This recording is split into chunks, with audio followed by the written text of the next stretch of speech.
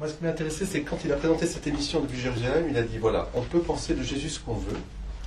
En tout cas, une chose est sûre, c'est que Jésus a existé. Et que cet homme, ce phénomène, je dirais, c'est un phénomène, parce qu'il a bouleversé l'humanité. Lui, d'origine juive, de confession juive, reconnaît que la morale la spiritualité d'amour dégagée par Jésus à travers les textes qu'on a de lui a bouleversé le monde. Alors, qui est Jésus? Alors, dans son émission, évidemment, il fait intervenir à la fois des avis contradictoires, parce que c'est toujours important de montrer un peu ce que peuvent penser les gens, comment ils expliquent ceci ou cela. Et il ressort qu'à la fin de l'émission, il est obligé, il sort de toute cette visite qu'il a fait des lieux saints, parce que ça l'a emmené depuis Bethléem jusqu'au Golgotha, en passant par Béthanie, etc. Il revisite toute l'histoire de Jésus. Il fait parler le cardinal 23, il y a des prêtres, il y a des anciens prêtres, qui sont un peu en révolte, on sent bien aussi un peu, mais il reste néanmoins que ce qu'on va ressortir de là, c'est l'extraordinaire physionomie, visage du Christ. Même si, par exemple, on peut bien sûr démonter le fait que c'était pas un Christ blond aux yeux bleus, mais ça c'est anecdotique pour nous. Par exemple, je vous ai dit que le 25 décembre, il va expliquer pourquoi on a pris la fête du 25 décembre, et qu'il faut bien expliquer aux enfants. Mais ça, c'est pas parce que Jésus n'est pas né le 25 décembre que l'histoire même de Jésus ne nous apporte pas, à travers la science et l'écriture, des choses vraies qui bouleversent notre appréhension. Alors, je laisserai François après parler, mais je veux simplement vous lire ceci, qui à mon avis est fondamental. C'est la première lettre de Saint Jean. Saint Jean, qui est l'apôtre que Jésus aimait, qui a vécu le plus longtemps, qui était avec Marie. Voilà comment il introduit son épître. Ce qui était dès le commencement, ce que nous avons entendu, ce que nous avons vu de nos yeux, ce que nous avons contemplé. Alors vous voyez que là, ici, on passe sur un autre aspect, c'est plus simplement les sens. Contempler, ça veut dire vraiment entrer dans le mystère. Ce que nos mains ont touché, et là on sent qu'il y a quelque chose qui est en rapport avec l'incarnation et la résurrection. Je pense tout de suite à l'épisode de Thomas, parce que j'imagine que les autres apôtres ont dû aussi toucher Jésus quand ils l'ont vu arriver. N'ayez pas peur, c'est moi. Ce que nos mains ont touché du Verbe de vie, car la vie s'est manifestée. Nous l'avons vu, et nous l'avons vu, et nous en rendons témoignage, et nous vous annonçons cette vie éternelle qui était tournée vers le Père et qui nous est apparue. La vie éternelle nous est apparue, c'est Jésus. Ce que nous avons vu et entendu, nous vous l'annonçons afin que vous aussi, en communion avec nous, vous soyez en communion avec nous. Quant à notre communion, elle est avec notre Père et avec son Fils Jésus-Christ. Tout ceci, nous vous l'écrivons pour que votre joie soit complète. Notre joie soit complète. Voilà. Voir. Je veux voir Dieu. La foi chrétienne, elle a été répandue dans le monde parce qu'il y a eu des témoins. Et nous, à notre tour, aujourd'hui au XXIe siècle, pour être témoins de l'amour de Dieu pour tous les hommes à travers le Christ, Jésus, il nous faut aussi, voir et revoir, rafraîchir notre regard. Voilà. François, à toi. C'est bon. Bon, comme vous l'avez dit, d'abord je me présente, pour ceux qui ne me connaissent pas, François Guèze, je suis marié, j'ai 3 enfants, 12 petits-enfants, et j'ai été steward toute ma vie. Bien. Il n'a pas fait que ça. Le mot steward en anglais veut dire gérant. Et ça m'a toujours beaucoup frappé parce que le mot gérant, on le retrouve dans le gérant infidèle. Et en anglais, de fait, le mot est steward. C'est un métier qui m'a permis, je ne peux pas ne pas le dire, de comprendre très vite et très tôt l'universalité de l'Église. Parce que j'allais à droite, à gauche, de partout, et j'ai tout de suite compris que si je faisais ce métier, je ne le faisais pas pour rien. Et j'ai pris conscience très vite, j'avais 21 ans quand j'ai commencé à travailler à Air France, de l'universalité de l'Église. Et que la France, excusez-moi parce que nous sommes tous français, n'était pas le centre du monde, mais que le véritable centre du monde, c'était Rome. C'était la parole de Jésus et transmise par les papes. Voilà, ça c'est l'introduction. Alors maintenant, le Père Gabriel m'a demandé de l'assister dans cette approche de Jésus, qui effectivement, je crois que c'est la même chose pour chacun d'entre nous. Nous pouvons dire en conscience que si nous n'avions pas connu Jésus, nous ne serions pas là aujourd'hui. Nous serions ailleurs, d'une façon différente, mais ailleurs. Parce que Jésus nous a tenu la main pendant toute notre vie. Nous avons tous passé les 50 ans, donc Jésus nous a toujours tenu la main et nous a conduits. Parfois, nous tapions du pied, comme la mule du pape, mais nous le suivions et il nous tenait surtout. Il nous tenait. Bien. Alors, je voudrais, avant toute chose, le Père Gabriel en a parlé 2 ou 3 fois, mais vous signaler une chose importante. C'est que nous avons la chance de vivre une époque terrible dans laquelle nous sommes obligés de réfléchir et de nous réjouir de ce que la vérité est en train d'éclater sur la terre. Et ça, c'est une joie que nous gardons dans le fond de notre cœur, parce que cela entraîne obligatoirement énormément de souffrances, mais ces souffrances sont transportées dans le cœur de Dieu, et il y a une personne qui vient d'écrire un livre remarquable de Madame Desbief, La souffrance transformée. Et c'est une personne qui est malade mentalement et qui est, comment on dit là, quand on passe par les hauts et par les bas, cyclotimique, voilà, cyclotimique ou bipolaire. Et elle vient d'écrire un livre qui est absolument merveilleux, parce qu'elle montre que cette souffrance-là n'est pas le butoir contre Dieu, mais que, au contraire, c'est la clé de voûte qui permet d'offrir cette souffrance que nous avons tous, d'une manière ou d'une autre, à Dieu, et de se rapprocher de lui et de se rapprocher de son agonie. Donc, vous voyez, c'est pas, et je vous conseille vivement de lire ce livre, parce qu'il transcende, voilà, je cherchais le mot, il transcende la souffrance que nous éprouvons tous, ou que nous connaissons autour de nous, que nous voyons, et il permet de la transcender dans le cœur de Dieu. Le Père vous a donc parlé 2 ou 3 fois du même mot, du mot phénoménologie. Alors, c'est un mot un peu compliqué, je vais vous raconter une histoire, comme ça je suis sûr que vous le retiendrez. Un jour, j'avais un ami qui est au ciel à présent, donc je l'ai toujours, et il doit se réjouir que je parle de lui. Je lui disais, mon cher Bertrand, imagine-toi que j'ai suivi des cours de philo et que je ne comprends rien du tout parce qu'il y a un mot que je n'arrive jamais à retenir, la phénoméno. Oh, il me dit, mais tranquillise-toi, moi, j'ai un phénoménologie. On a tout ça en moins. Un animal ou une personne. Il dit, moi, oh là là, j'ai une phénoménologie.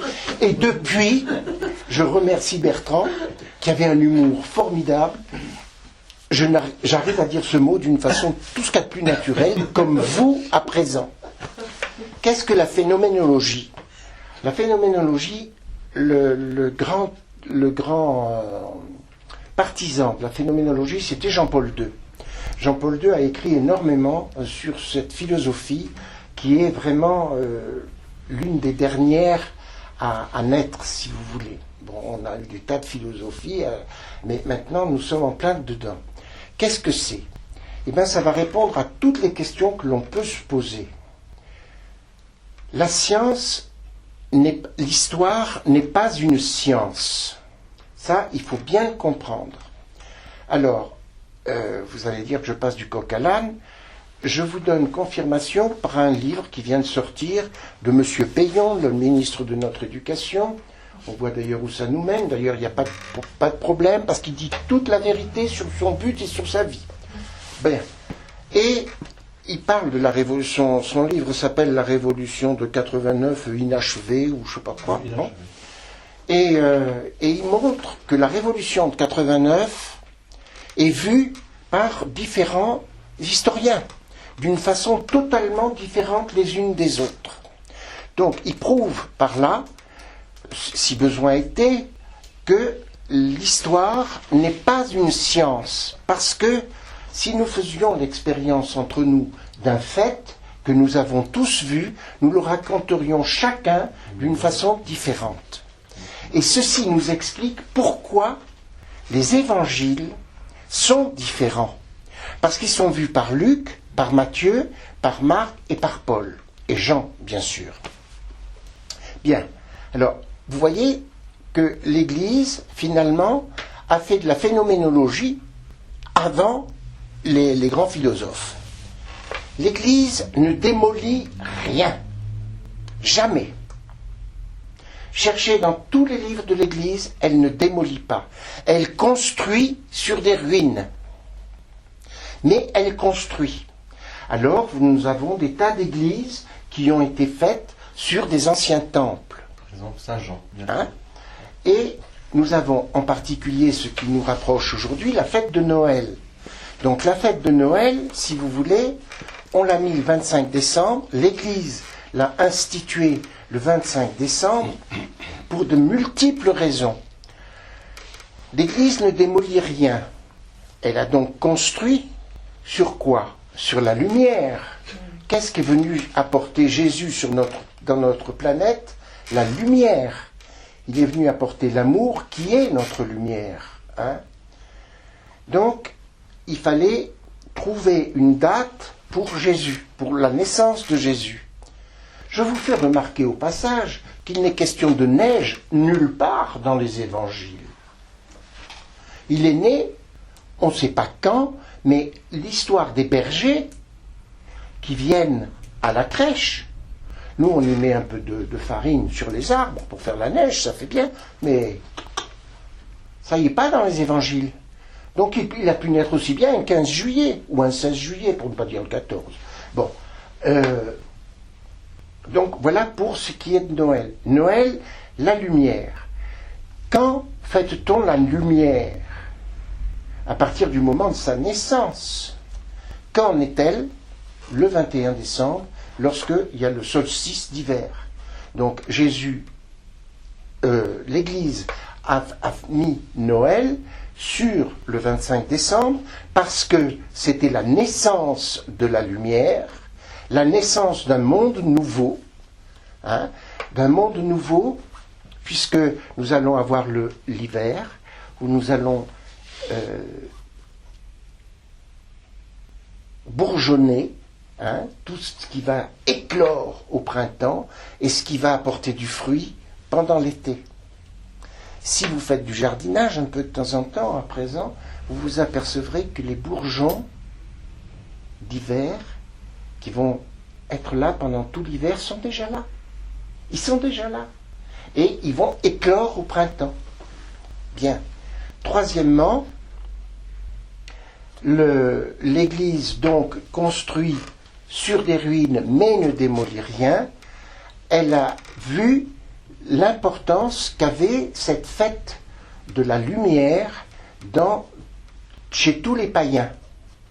Donc, elle a raison de plus pour instituer Noël qui vient apporter un nouveau message, une nouvelle alliance. Bien. Donc, vous voyez le problème donc de la phénoménologie. Parce que on ne se base pas sur des textes, mais on se base sur ce que vous a dit le Père, sur le phénomène qu'a été Jésus et qui est venu transformer le monde. Il ne faut pas avoir peur des mots. Il est venu transformer le monde. Mais il y a un os. C'est qu'il y a le péché originel. Et le péché originel, Jésus est venu pour, par notre baptême, enlever le péché originel, mais nous en gardons les séquelles. Nous en gardons les séquelles. Et c'est ce qui explique notre combat que nous pouvons avoir constamment lorsque nous voulons faire le bien. Je vous donne un exemple des plus récents. Hier matin, je m'étais dit, il faut que je prépare la réunion, avec le père, tout ça et tout. Mais j'étais fatigué. J'avais vraiment pas envie de préparer cette réunion. Et tout d'un coup, je me suis dit, mais pourquoi ? Pourquoi tu n'as pas envie ? C'est parce que j'ai un péché originel et que j'ai les séquelles plus exactement, du péché originel. Et que par contre, je ne veux pas donner à Dieu la place qui lui revient. C'est-à-dire le maître de l'univers, le maître de tout. Je ne veux pas donner au Père, car il est Père. Pourquoi ? Parce qu'il nous a donné un fils.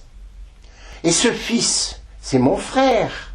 Donc, en aucun cas, je ne voulais aborder le problème dont nous parlons maintenant.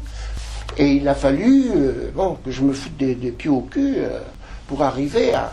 Parce que vraiment, j'en avais pas envie. Et nous avons en nous ce combat perpétuel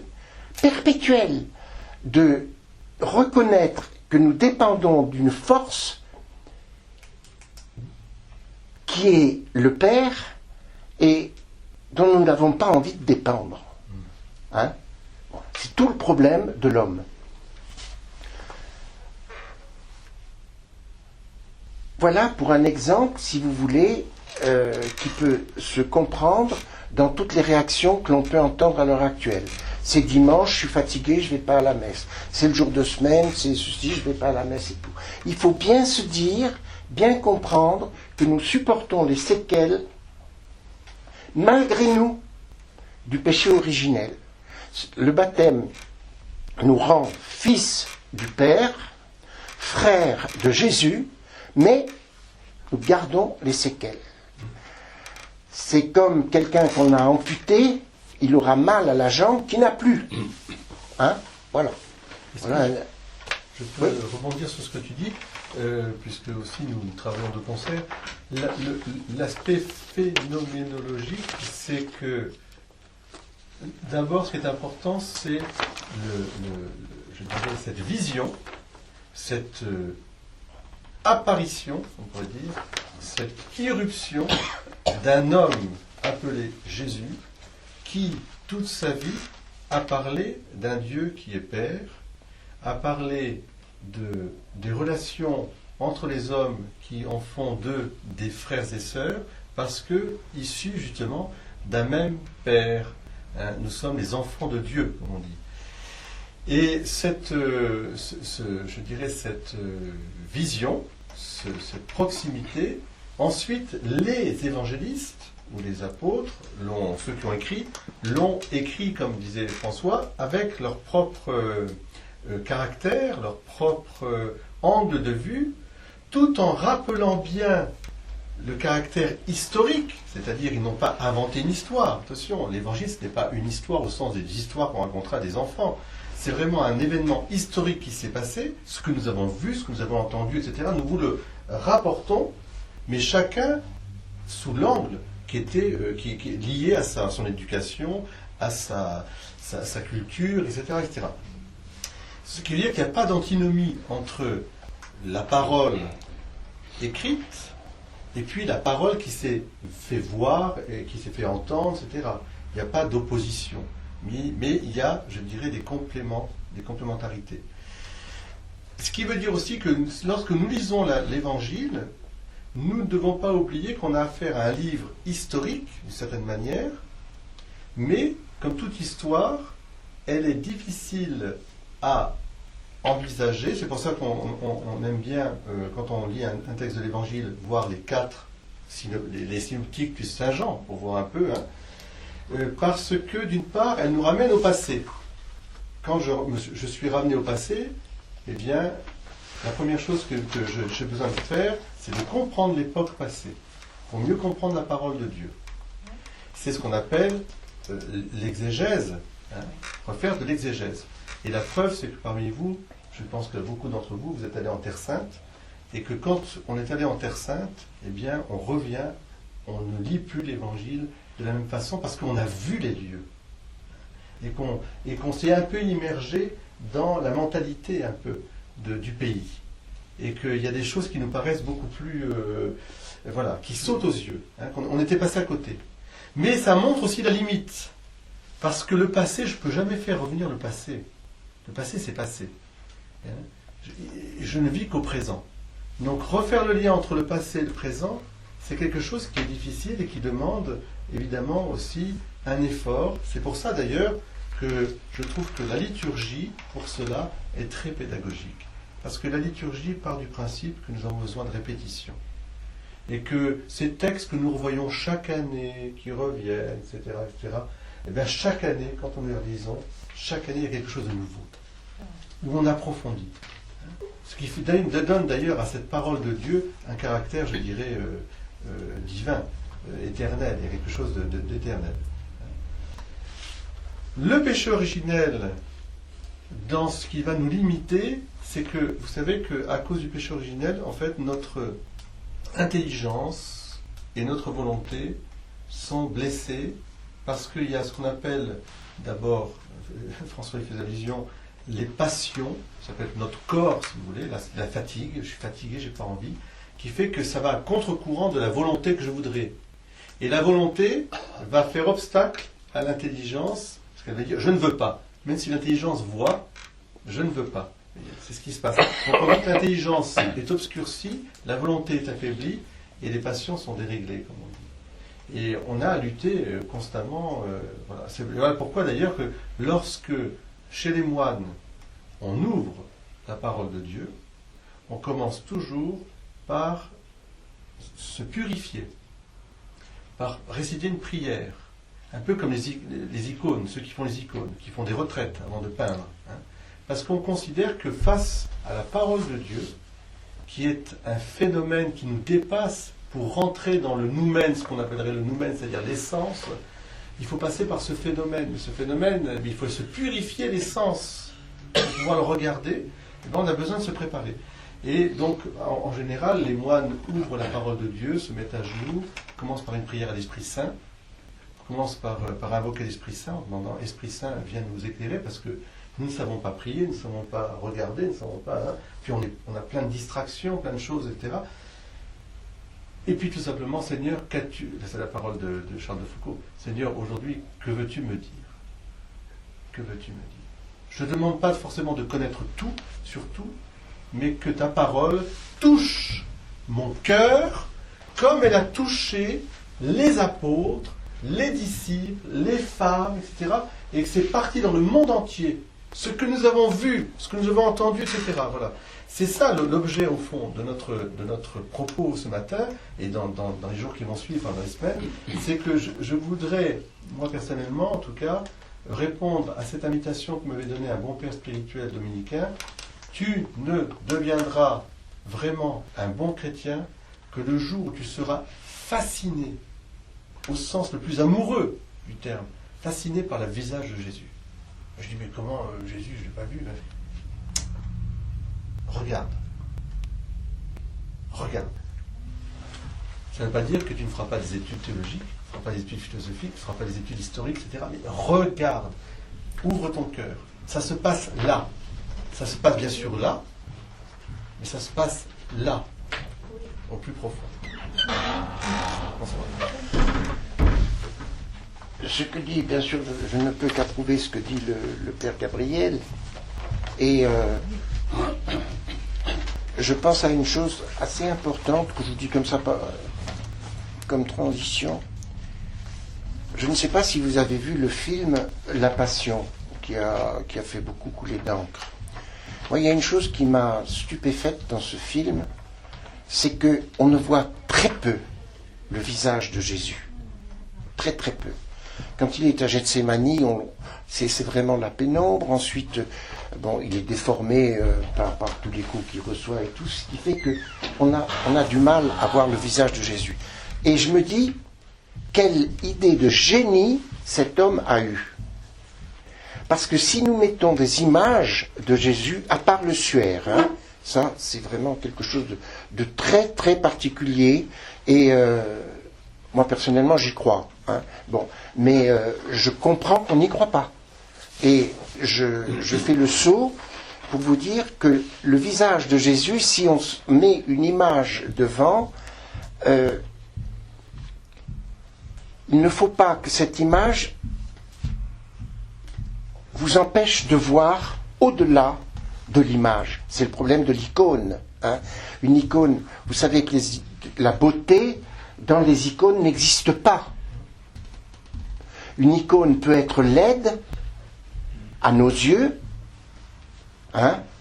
mais la beauté n'existe pas. Ce qu'il faut, c'est passer au-delà de l'image pour voir ce qui est représenté par cette image. Je vous donne un exemple. Il est par là, je crois. Je l'ai vu quelque part. L'image là de Jésus miséricorde. Oui, de Jésus miséricorde. Quand j'ai vu cette image, je me suis dit, oh là là, on retombe complètement dans un supplice. Mais vraiment, quoi. On est d'accord. C'est Sainte Faustine. Voilà. Et quand je l'ai vu, la première fois que je l'ai vu, je me suis dit, on retombe complètement dans le cœur qui saigne, le machin et tout. Et nous? Il s'est trouvé, la Providence fait très bien les choses, que je suis allé en Pologne, avec le père Robert, que vous avez peut-être connu. Bon. Et lorsque je suis rentré dans cette église de la Miséricorde, de Notre-Dame de la Miséricorde, j'ai compris. Et je me suis rendu compte de ce que je vous dis maintenant. Que toute ma vie, finalement, il faut savoir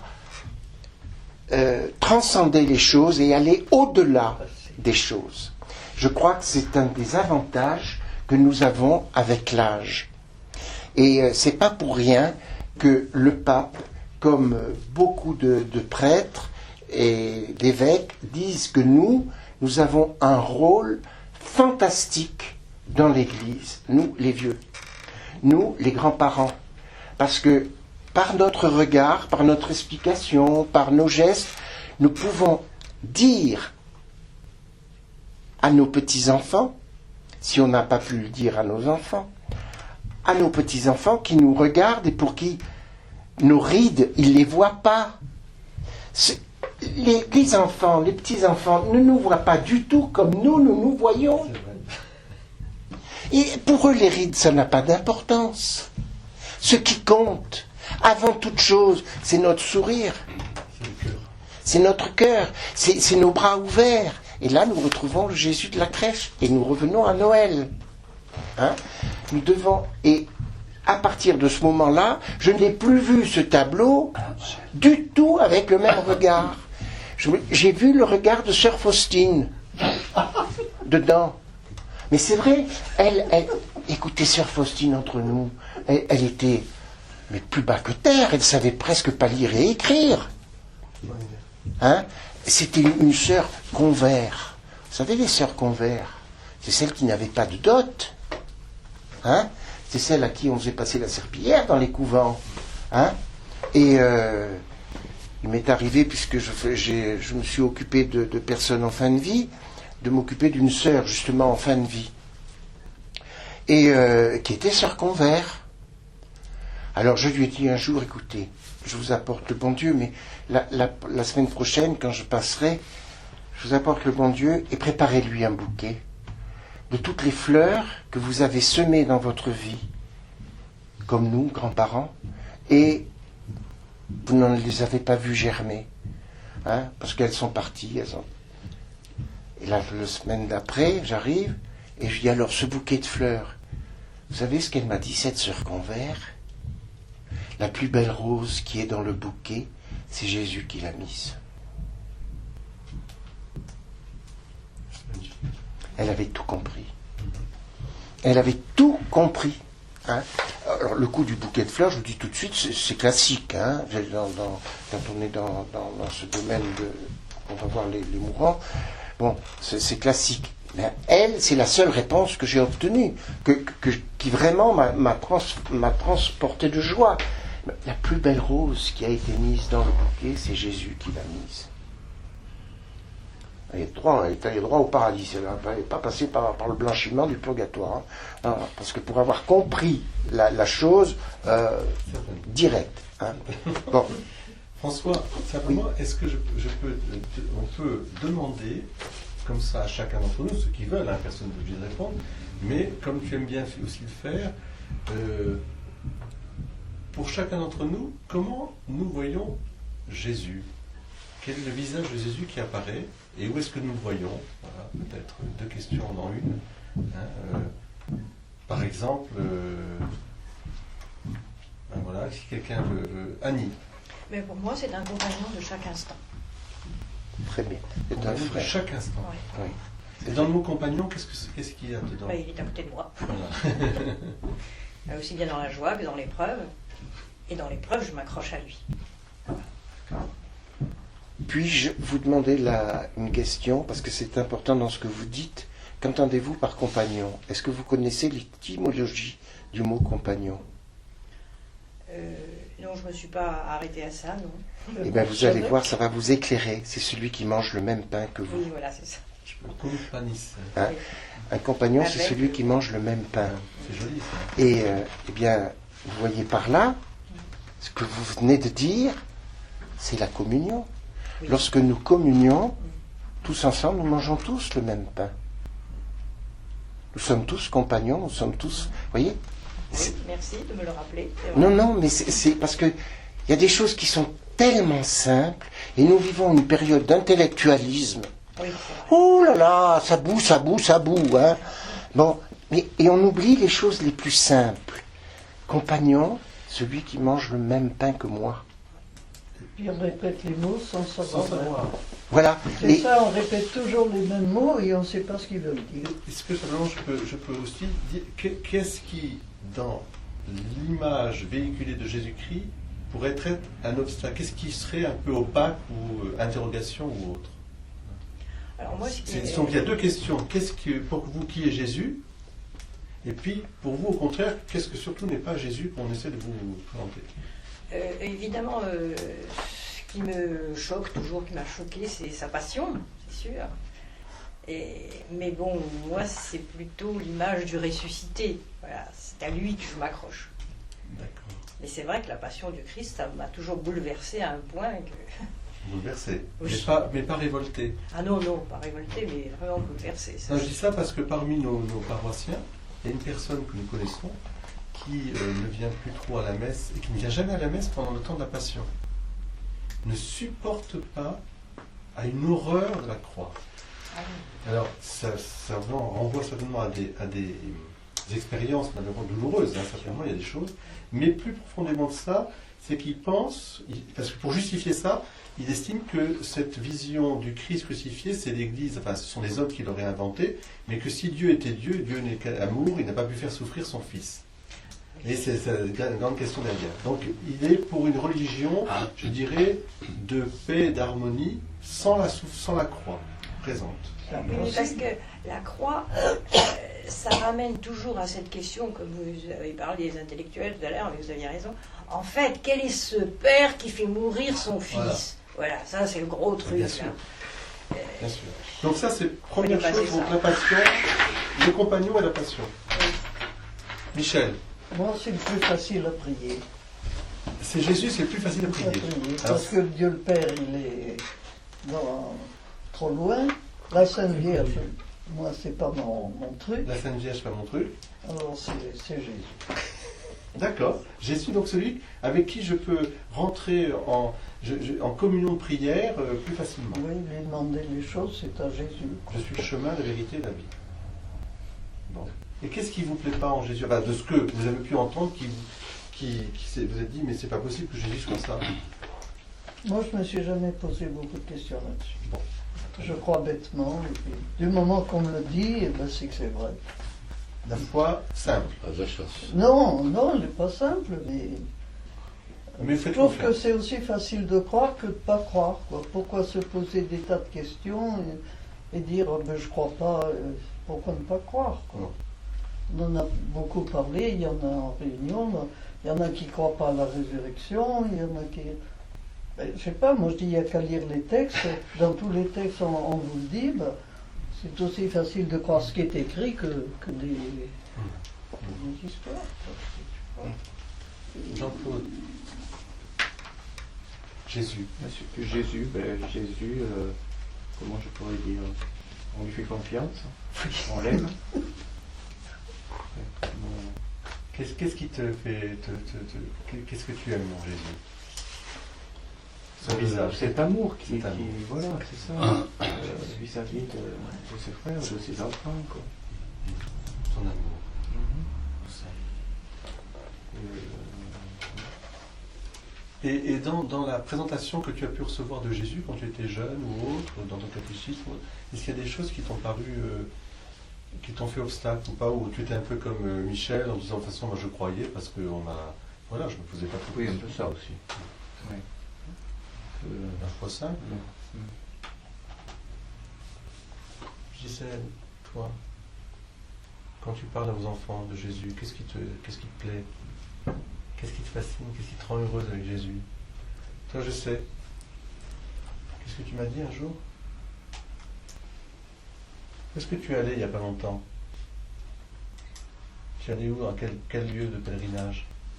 Et qu'est-ce que tu as vu à Paris-Monial? Tu m'as dit. Tu te rappelles plus? Qu'est-ce qui t'avait frappé à Paris-Monial? Paris-Monial, c'est le lieu où Jésus apparaît avec le Sacré-Cœur. Hein? C'est le cœur sacré de Jésus qui t'a attiré. Son cœur. Au fond, ça revient à l'amour. Au fond, on voit bien que c'est quand même ça qui est central. Hein. Mais le cœur, tu t'es senti aimé. Oui, quelque part. Et Un réflexe féminin, ça. tu t'es senti aimé et être aimé. Bernard. Alors Bernard, il va être plus terre à terre, mais enfin, bon, ouais, il va y revenir. Quand j'admire la nature, que je vois toutes ses beautés, je me dis, si on voit tout ça, c'est grâce à lui. Parce qu'il est venu.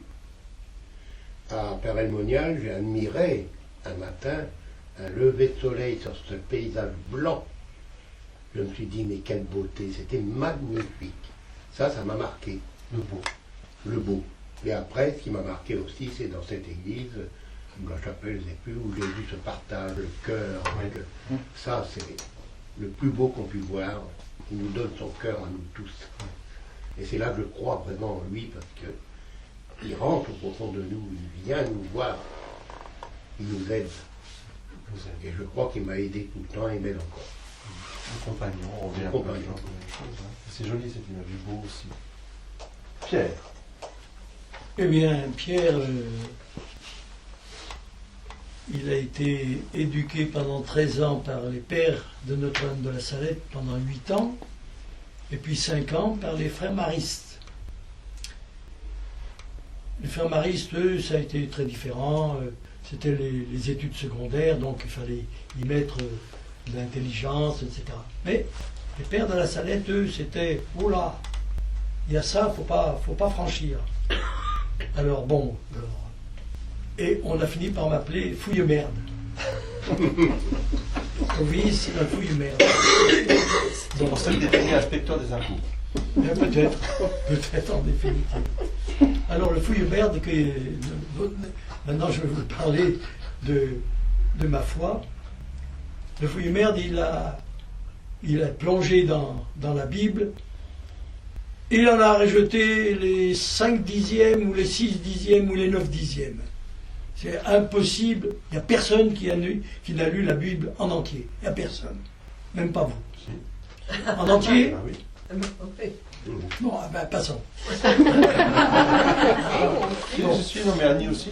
Non mais qu'il y ait des passages qui soient obscurs et qui soient Oui, plutôt mais absents, non. même rébarbatifs, c'est pour Non. vous dire aussi, le Lévitique, les nombres, tout ça, Ouais, sur ouais. les rituels, tout ça, d'accord. Alors je vais simplifier. Hein. Oui, simplifié. Pour courir après la foi, puisque ils m'ont marqué, j'avais bien vu que les pères de la Salette, ils parlaient pas trop de Marc et de Luc, pas trop. Et bon, il nous avait expliqué, Marc, c'était le disciple de Pierre, il a raconté ce que Pierre lui a dit.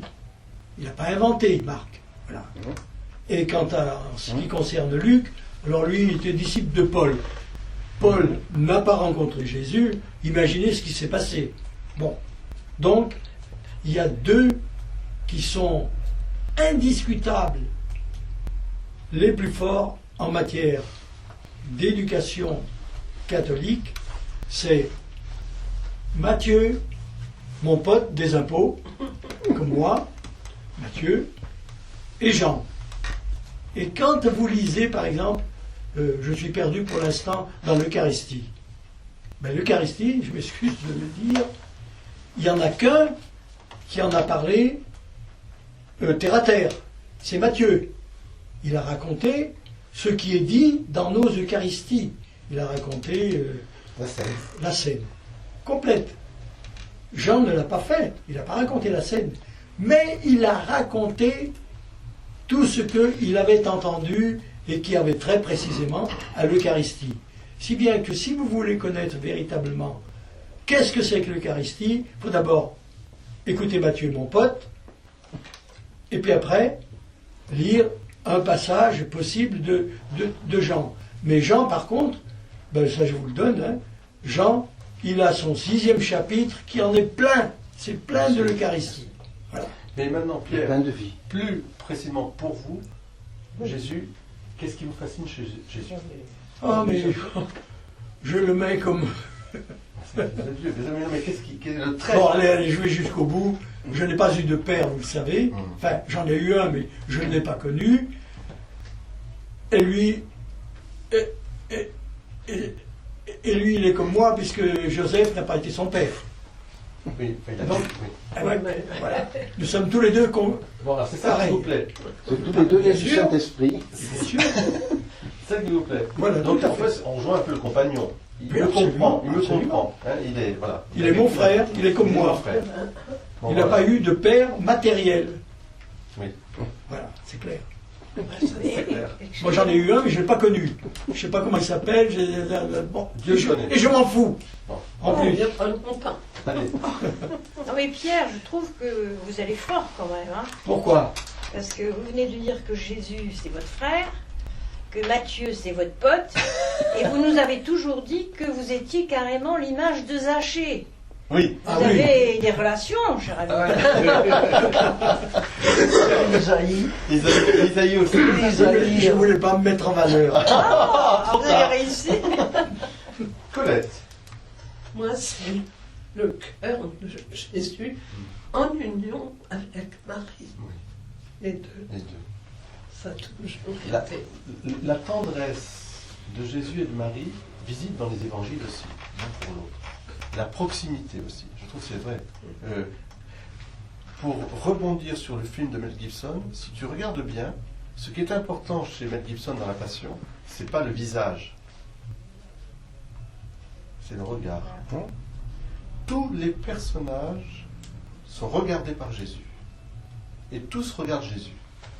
Soit pour le haïr, soit pour lui demander pardon, ou le trahir et lui demander pardon, soit pour être toujours avec eux. Et Marie et Jésus, c'est le regard extraordinaire. Je serai toujours avec toi. Voilà ce que dit Marie avec Jésus quand il est petit.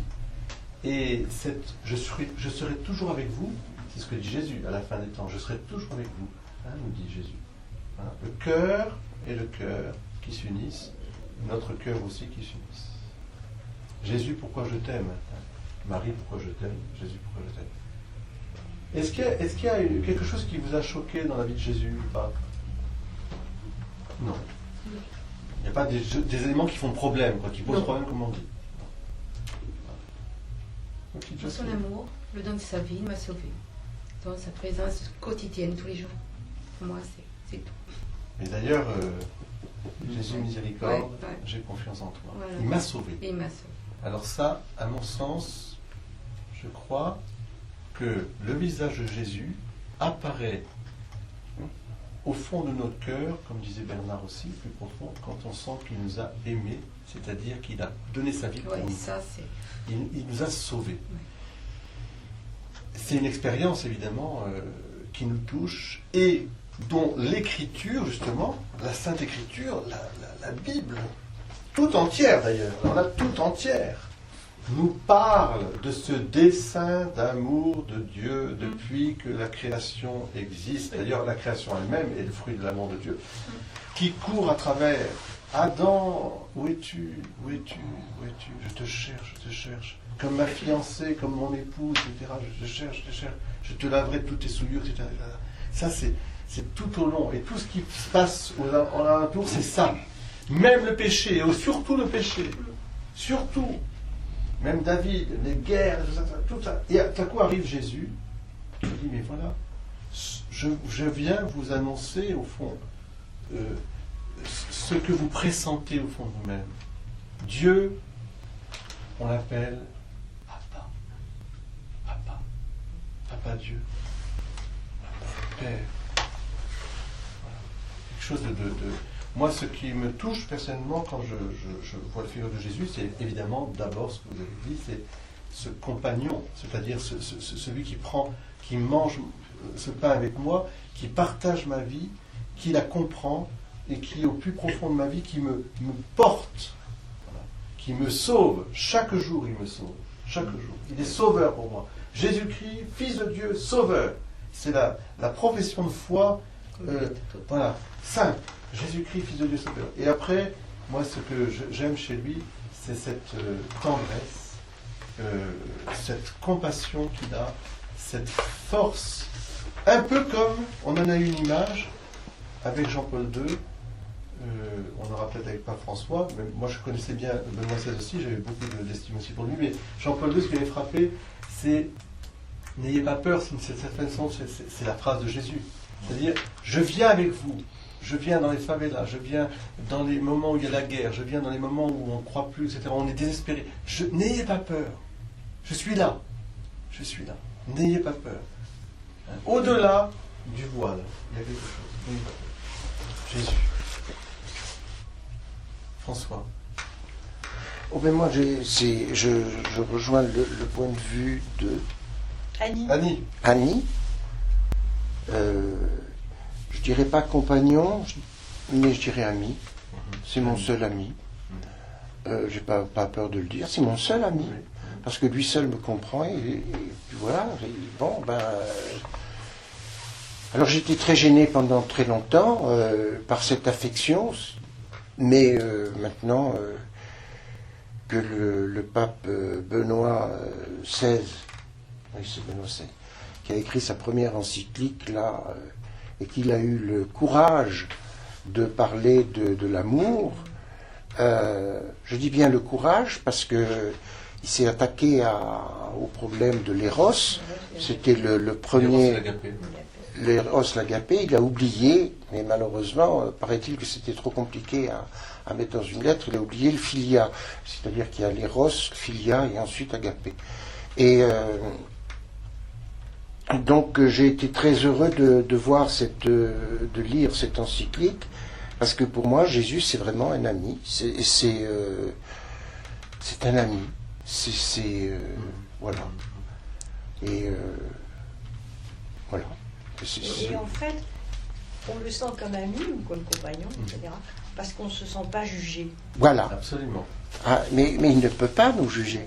Il est trop amour. Et je dirais que non seulement on ne se sent pas jugé, non seulement on se sent compris, mais encore plus profondément, à mon sens, on se sent sauvé. Parce que quand même, si c'était simplement d'entendre, l'écoute est très importante évidemment, attention. Mais vous voyez la Samaritaine, qu'est-ce qui la bouleverse? Évidemment, le discours est ramené, on ne sait pas tout ce qui a été dit, mais quand Jésus va au fond de sa vie affective, la plus intime, va me chercher ton mari. J'ai pas de mari. Je dis, oui, tu n'en as pas. Même le 6e qui est avec toi, c'est toujours pas ton mari. Bon. Et voilà un homme qui m'a dit tout ce que j'avais fait. Effectivement, il ne l'a pas jugé. Mais il lui dit, si tu savais le don de Dieu, c'est toi qui lui demanderais à boire. Je te donnerai de cette eau vive, tu n'aurais plus à courir. Et c'est quoi cette eau vive? Ben c'est ça. Des fleuves d'eau vive couleront de votre sein, c'est la communion, je dirais, c'est l'amour de Dieu répandu dans nos cœurs qui fait que plus rien ne nous atteint. Parce qu'on ne se sent pas, effectivement, comme vous dites, jugé. On se sent sauvé. On se sent aimé, accueilli dans la maison du Père. Mais voilà, j'ai ouvert mes bras. Seigneur. Alors dans ce sens-là, les évangiles sont très complémentaires. Marc et Luc aussi, et ce sont des deux noms. Mais il est certain que, on s'arrêtera là-dessus pour cette première fois, parce qu'il est quand même 11h30, on ne va pas trop vous tenir, mais il est certain que Jean, si on regarde bien les 4 évangélistes, Matthieu, effectivement, c'est le publicain sauvé par Jésus, viens, suis-moi, hein, et qui suit Jésus pas à pas, et qui raconte vraiment, et d'ailleurs c'est un évangile qui a été écrit en hébreu, et qui est donc qui s'adresse aux Juifs. Et il est vraiment juif, et il faut, pour bien comprendre l'évangile de Matthieu, il faut rentrer dans le monde juif vraiment en profondeur. Luc, c'est le médecin. Et donc, il a une façon extrêmement précise, pointue et détaillée de donner donc certains qui ont tous trait à la guérison. C'est pour ça que chez Luc, on rencontre ce qu'on ne rencontre pas chez les autres évangélistes. Par exemple, le bon larron, la parabole de l'enfant prodigue, etc., etc. Tout ça, et c'est très détaillé. Bon. Et il faut lier Matthieu et Luc pour l'évangile de l'enfance, bien sûr, tout ce qui a trait. Marc, eh bien, c'est l'évangile le plus court, mais il est aussi, alors, il a entendu, donc qui est-ce qui a... Pierre. C'est Pierre.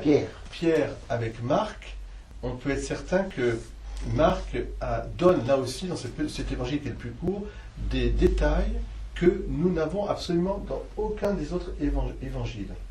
Aussi avec sa précision à lui, son regard à lui. Et Jean, c'est parce que, ayant vécu bien longtemps après, ayant écrit cet évangile au milieu du monde grec, certainement avec cette confrontation avec le monde grec, et à sa façon à lui aussi, parce que c'était quand même le disciple que Jésus aimait, donc tout centré sur le cœur, il a construit son évangile sur la dialectique, ou plutôt l'opposition, non pas de contradiction, d'ailleurs, c'est pas de contradiction, mais l'opposition lumière-ténèbres. Et pour lever cette opposition, ou plutôt pour la résoudre, il a pris comme méthodologie, les dialogues, qui sont les dialogues grecs. Si vous voulez, c'est la culture grecque, de Platon, les dialogues de Platon, etc. C'est pour ça que chez Jean, les plus belles pages, je dirais, de dialogue qui nous touchent énormément, sont chez lui. Nicodème, la Samaritaine, même les dialogues quand il parle tout seul sur la scène, extraordinaire dialogue d'avoir fait dialoguer Jésus avec son Père. Ce ne sont pas des inventions, attention, ce ne sont pas des histoires, mais chacun a insisté sur un aspect. 6e chapitre. Voilà, mais le 6e, mais alors le 13e, 12e, 13e, 14e, 15e, 16e chapitre de Saint Jean, on n'aura jamais le discours de la dernière scène. Alors, il faut les prendre, je dirais, donc c'est pour nous ce qui est important, si on veut voir le visage de Jésus apparaître, il faut quand même pouvoir lire à chaque fois les passages correspondants. Hein.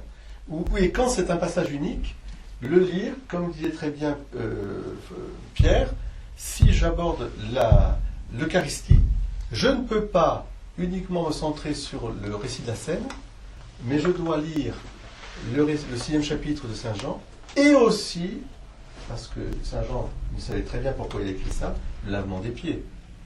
Parce que si Saint Jean écrit à la scène, ne décrit pas le rite eucharistique, mais décrit le lavement des pieds, c'est qu'il y a un lien extrêmement important et un approfondissement sur la doctrine eucharistique à travers le lavement des pieds. La preuve, c'est que l'Église continue toujours à reproduire ce geste au moment du Jeudi Saint, comme lié intimement à l'institution de l'Eucharistie. Michel. Oui, moi, c'est sur le mot sauver que je bute. Oui, ben voilà par exemple un thème qu'il nous faudra aborder. Qu'est-ce que ça veut dire la sotériologie, le sauveur, le Messie, Meshia? Parce que si on ne croit pas, on n'a pas besoin d'être sauvé. Si on ne croit pas quoi? En Dieu, Oui. Qu'est-ce qu'à l'heure actuelle, ça veut dire? C'est une question. Regardez à l'heure actuelle, l'injustice, non simplement le thème de l'injustice, qui est criante. On ne peut pas dire que l'injustice est criante. Eh bien, les gens appellent un sauveur. Qu'est-ce qui va nous rendre la paix sociale? Qui va nous rendre le travail? Qui va nous rendre, etc. Les gens ont besoin d'être sauvés à un niveau ou à un autre. Vous voyez, ils cherchent. Alors, quelquefois, ils pensent que c'est monsieur un tel ou madame un tel, et puis finalement, on s'aperçoit que... Ce qui est pour moi sauver, c'est aller pour la vie éternelle, quoi. C'est ça, c'est de... Moi, j'en suis resté là, alors Mais j'arrive pas à comprendre. dans l'Évangile, on voit bien que Jésus aborde la notion de salut à différents niveaux. Donne-moi de cette eau. Vous voyez ce que dit la Samaritaine? Elle est pratique, elle va chercher au puits, elle s'use à aller chercher au puits. Et quand Jésus lui dit, si tu savais le don de Dieu, donnerais de l'autre, aurait pu... donne-la moi tout de suite cette eau, parce que j'ai envie d'être sauvé là, vous voyez, j'en peux plus de mon fardeau. Et puis, en allant du matériel, au fur et à mesure, il rentre dans sa vie la plus intime, et ensuite, il va la monter, pour lui montrer que tout ça, oui, ça fait partie. Je crois que le salut passe par ces choses matérielles. Parce que ils me font la nostalgie. Quand est-ce que, Seigneur, j'aurai plus mal à mon genou? Quand est-ce que, Seigneur, je serai délivré de cette peine de cœur? Quand est-ce que, Seigneur, je serai délivré même de mes propres angoisses, de mes propres... J'ai besoin d'être sauvé, Seigneur. Quand? Et puis le Seigneur, il nous montre au fur et à mesure. C'est l'espérance. C'est l'espérance. C'est l'espérance. Oui, il faut du temps, il ne faut pas croire qu'elle va arriver Oh là là, mais non. d'un seul coup. Il faut prendre son temps. Mais, Michel, votre question mérite qu'on s'affronte, on affronte la question du salut. Ce deuxième volume, de l'entrée à Jérusalem à la résurrection. Qu'est-ce que ça veut dire? La passion, le salut, le sauver le monde, etc. Un sauveur, ton sauveur. On n'arrive déjà pas au bout du premier. Alors Non, mais quand je lis là, c'est parce que je veux dire, pour Benoît XVI, tout pape qu'il est, a voulu écrire. Il est bien conscient qu'il a fait une œuvre tout à fait modeste, et pourtant elle est extraordinaire, cette œuvre. Ah oui. Mais pour lui, c'est de la paille face au mystère de Jésus. Seulement, ce qu'il veut dire, c'est Jésus de Nazareth. Pourquoi il a mis le titre de Nazareth, à votre avis? Il aurait pu dire Jésus-Christ. Ça va toujours... Pourquoi il met Jésus Nazareth, l'enfance de Jésus? Parce qu'il a bien vécu sur terre. Ah, voilà. Ce que nos yeux ont vu, ce que nos oreilles ont entendu, ce que nos mains ont touché, etc. Nous vous l'annonçons. Jésus, le Sauveur. C'est magnifique. Témoin. Alors, moi je dirais pour terminer simplement ce premier entretien, eh bien, repartons de là avec d'abord la grâce initiale que nous avons eue, que chacun a exprimée. Pour toi qui est Jésus. Cette grâce, c'est une grâce, ça nous a touché le cœur. Il faut la cultiver, cette grâce. Mais Il faut... il ne l'a pas dit. Ah bah oui, tiens, c'est vrai, Laure. Quoi donc? Raphaël aussi? Ah bah si, bah oui, vous avez raison. Raphaël. Il écoute. Raphaël, allez, Jésus, pour toi. Comme ça. Pour moi, c'est Jésus en croix. Je le vois là en croix, sale, dégueulasse. Sale. Et à cause de moi, de l'humanité. C'est magnifique. Mais en prenant de l'âge, je ne comprends plus rien à rien. C'est trop grand. C'est trop grand. On se laisse immerger. C'est trop grand. Laisse-toi immerger dans le mystère du Christ. Mais tu as raison. Enfin, on le vit. Mais Jésus en croix. Et Jésus à Gethsémani, abandonné des siens, et souffrant. Et en prenant de l'argent, on souffre. Tout le monde souffre, plus ou moins. Et on donne un but à notre souffrance, parce qu'on a rejoint celle de Jésus. Exactement. Pour le salut, bien sûr, pour Pour le salut du monde. On veut être le dernier, comme dans le métro, et à condition que tout le monde soit passé sûr que tout Ça, le monde c'est est déjà là, alors je rentre après avec tout le monde. Ça rejoint Fatima. Priez pour les pauvres pécheurs. Priez, priez, priez. Merci beaucoup. Laure, Jésus, pour moi, c'est le cœur sacré dans lequel je suis blotti. Ouais. C'est joli comme image. Ouais. Elle est dans la préface d'ailleurs. C'est C'est comme ça que je le ressens. Dans la préface du Sacré-Cœur, il y a. C'est à la fois le refuge des pécheurs et en même temps le lieu de consolation où on se blottit dans son cœur. C'est les deux. Ouais. Ben merci. Je ne peux pas dire. Le mot de la fin pour François qui voulait nous montrer quelque chose. Oui, je vais vous montrer quelque chose, lire quelque chose, mais avant, je voudrais bien préciser que l'Église, ou le Saint-Esprit, parce que c'est très souvent le Saint-Esprit, nous donne les moyens de précéder ce qui va arriver. Alors, je m'explique. L'histoire de Noël, c'est très important. Parce que nous allons avoir Noël à la télévision. On commence déjà à nous parler du comment ça s'appelle là, du saumon. Bon. Alors on commence à nous parler du saumon, après ça va être le chocolat. Bon, et puis après les sapins de Noël, on parlera de tout sauf de Jésus. Ça c'est sûr. Bon. Sauf pour nous dire qu'il n'est pas né le 25 décembre, que tout ça c'est des bêtises, que patati, patata. Bon. Notre rôle à nous, c'est de dire effectivement, ne compterez pas les gens de front.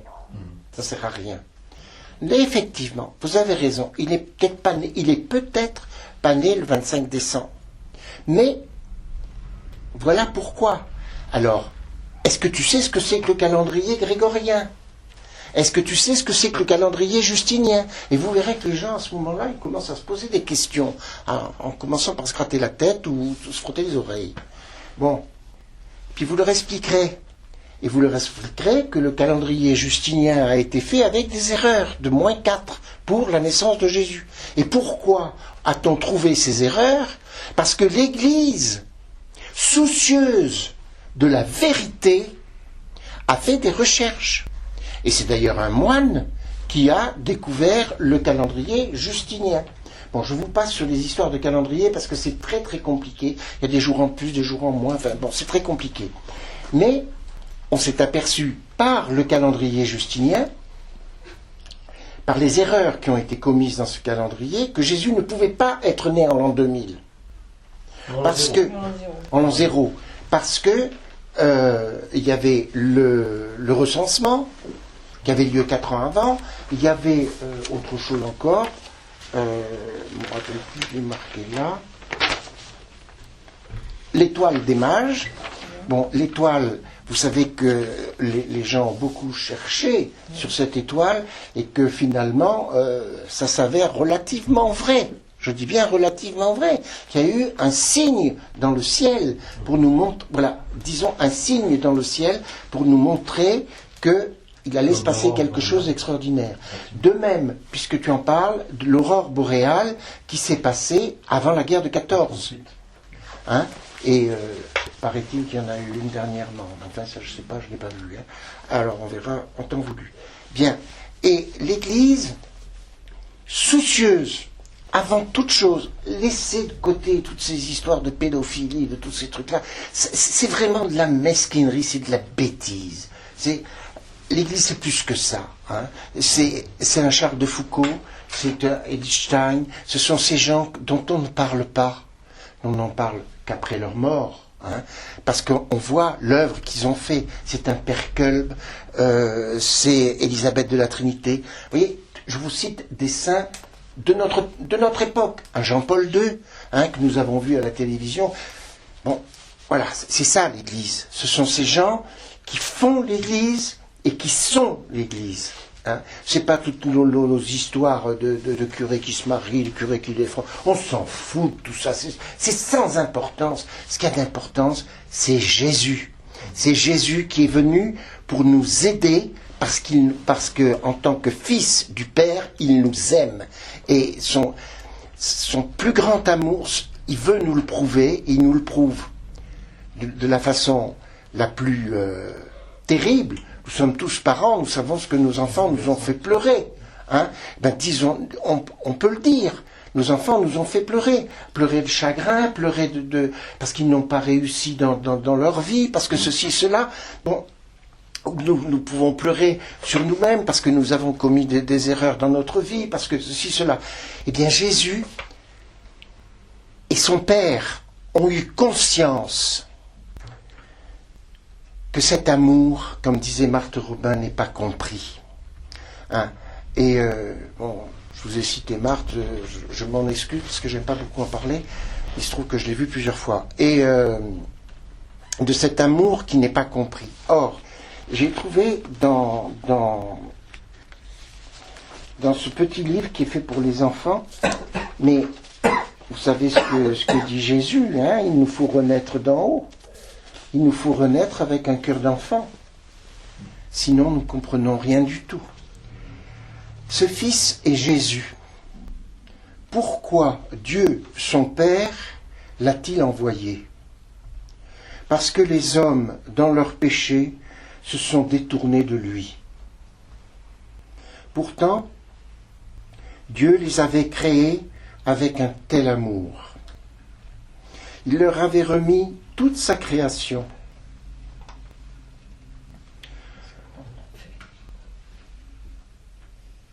Pour qu'ils l'utilisent et ils en jouissent. Il les avait fait libres, capables de le connaître et de l'aimer. Alors, un mot là-dessus, il les avait fait libres, et nous pouvons reconnaître que les évangiles nous laissent libres, puisqu'il y en a plusieurs. On n'est pas comme la loi totalitaire, où on doit obéir, coûte que coûte, à ce qui a été dit. Non, on a le choix. Hein? Dieu nous a laissés libres. Et de l'aimer ou de ne pas l'aimer, bien sûr. Il voulait s'adresser à eux comme à des amis.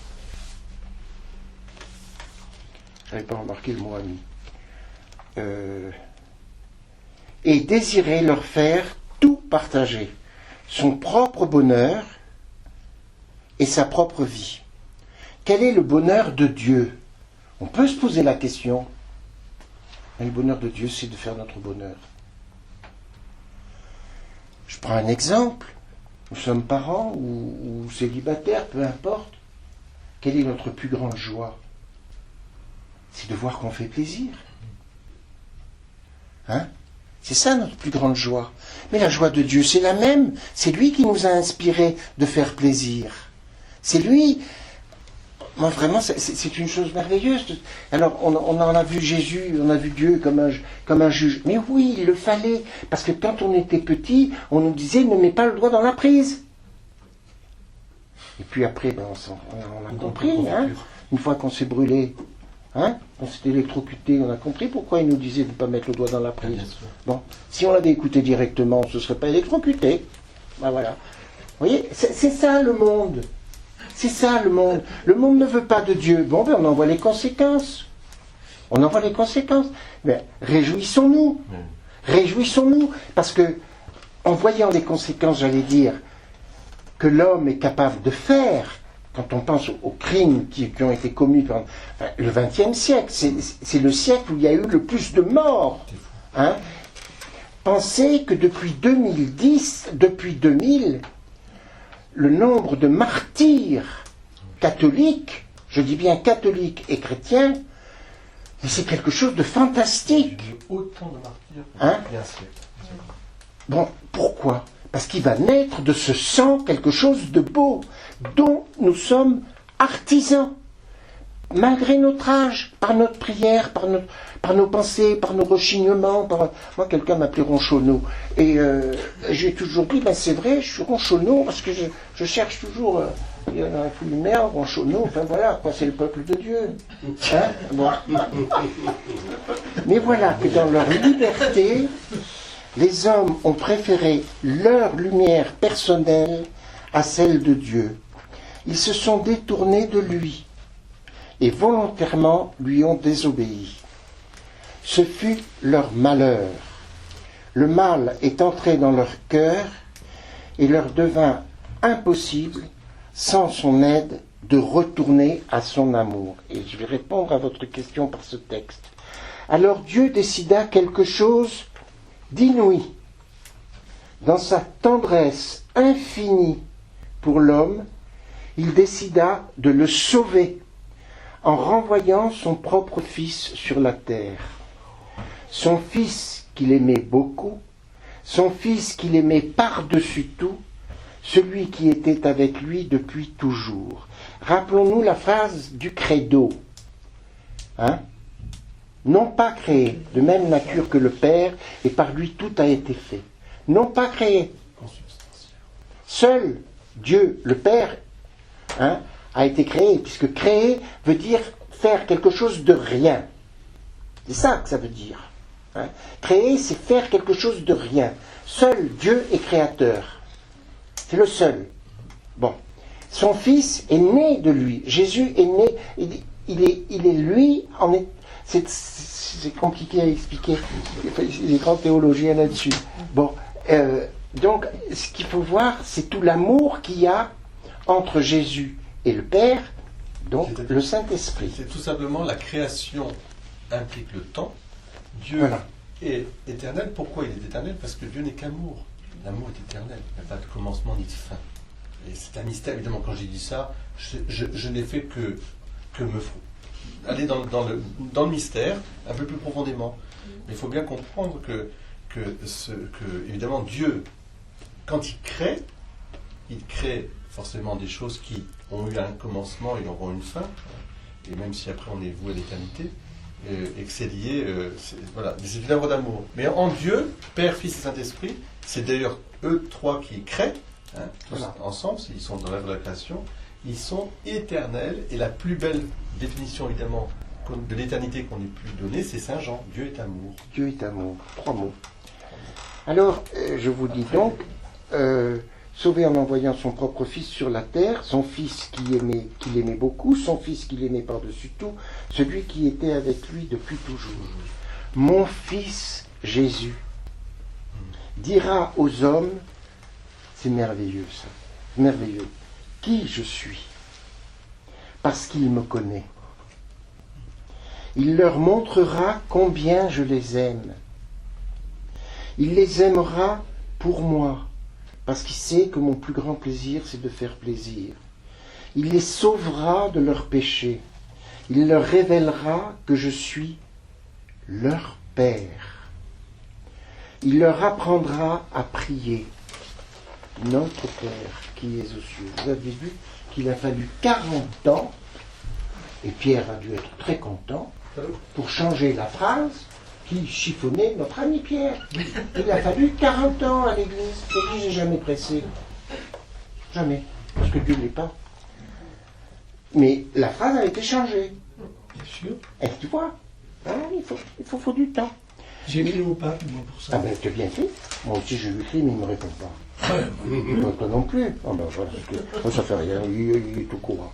Il leur apprendra à prier et à vivre selon mon amour. Et alors là, je vous signale une chose, c'est qu'à mon amour, il y a un A majuscule. Alors, je vous engage simplement à faire très attention à ce A majuscule, amour, et au mot mal, qui est écrit avec une majuscule dans le Notre Père. Parce que ce sont des créatures, ce sont des personnes. Ce ne sont pas des choses, ce sont des personnes. Donc, elles ont droit à une majuscule, comme nous, notre prénom a droit à une majuscule. Parce que Pierre est unique, François est unique, Laure est unique, Raphaël est unique, en plus, surtout quand on est un ange, et un archange qui plus est. Bon. Il leur apprendra à prier, à vivre selon mon amour, avec un A majuscule. Lui-même accomplira entièrement ma volonté, car il est mon enfant bien-aimé. Donc si Jésus est son enfant bien-aimé, puisque Jésus est notre frère, nous sommes l'enfant bien-aimé de Dieu. Ça va loin, hein? Ça va loin, ces machins-là. Qui fait toujours ce qui me plaît. Je ne le laisserai jamais seul. qu'il aura comme compagnon, Jésus. Je serai toujours avec lui. Je trouverai ma joie et ma gloire en lui. Je trouve que ce texte est merveilleux. Il est dit pour des enfants, mais vous savez, c'est comme le Petit Prince. Ça a été écrit pour des enfants. Et pourtant, quand on le lit vieux, on s'aperçoit que le Petit Prince, c'est vraiment quelque chose d'extraordinaire, parce qu'il s'adresse à tous les âges. Hein. Et je trouve que ce texte, vraiment, nous dit le pourquoi de ce fils qui n'est pas venu pour être tué par son père, mais pour vivre, pour nous expliquer qui est Dieu. Et moi, j'ai été frappé de ce que je suis allé en Terre Sainte. Il y a une image qui m'est restée tout le temps. D'abord, il y a le grain de sénévé, bon, mais il y a... C'était le prédicateur qui a pris à un moment 2 épis dans un champ. Il en a frotté un, il n'y avait rien de tout dedans. Il en a frotté un autre, et il y avait les grains de blé. Et il nous a lu la parabole de l'ivraie, à ce moment-là. Et de fait, c'est vrai. L'ivraie, il n'y a rien d'aussi identique qu'à l'épi de blé. Ils se ressemblent comme 2 jumeaux. Pardon, ton doigt. Hein. Bon, toi, je ne sais pas si je vais te frotter, on verra. Et il nous a bien dit, voyez, l'ivraie. L'ivraie, c'est identique au bon grain, au blé. Eh bien, que cette image nous pénètre. Parce que nous vivons dans un monde où l'ivraie nous ferait croire que c'est du blé. Or, ce n'est que de l'ivraie. On le frotte, il n'y a rien dedans. Rien. Hein. Alors que, si on frotte un grain de blé, eh ben, on sait très bien qu'un grain de blé fait 7 grains de blé, et que si on met un grain de blé sur un échiquier, on n'arrive pas à mettre la récolte du monde sur le dernier carré, en doublant chaque fois. 2, 4, 8, 16, 16, 32, et à la fin, on n'arrive pas à mettre la récolte du monde sur le dernier grain. Eh bien, c'est ça, Jésus.